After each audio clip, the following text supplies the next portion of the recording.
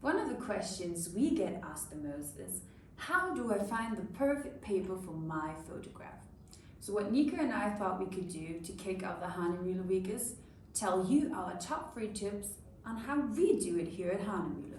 So tip number 1, think about the main element, the focus of your photograph. Have you maybe photographed an elephant, so with textured skin, an animal with thick fur, or rough landscape? Then we would maybe go on about and have a look at our textured papers from the collection, because they can actually mirror what you photographed. On the other hand, for example, a calm sea, sunrise, it's morning, a bit of fog, there we would go on about and say, okay, maybe a smooth paper with a hint of gloss can enhance of what we've actually captured. So try to find a paper that can enhance the image effect with its texture, with its finish, just by thinking about how you can add a 3-dimensional effect to it. So tip number 1, take a look at what your main focus is and see how the paper can help to elevate this a bit more.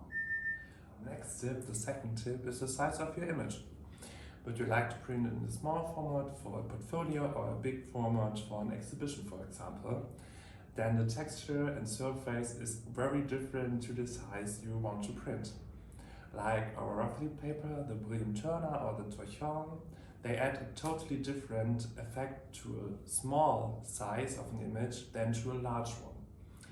So in a small print such an A4, the texture is much more prominent and visible than in a large format. And now our last tip for you is to make test prints when you cannot decide between different papers, different textures, or feel like to try out something new, like our metallic papers, which is very special. Then we offer sample packs for you in different sizes, like A4 or A3+, and then you have the chance to print the same image on different paper grades, compare it to each other, and just to experiment with it. But the most important tip is just to have fun while you're printing.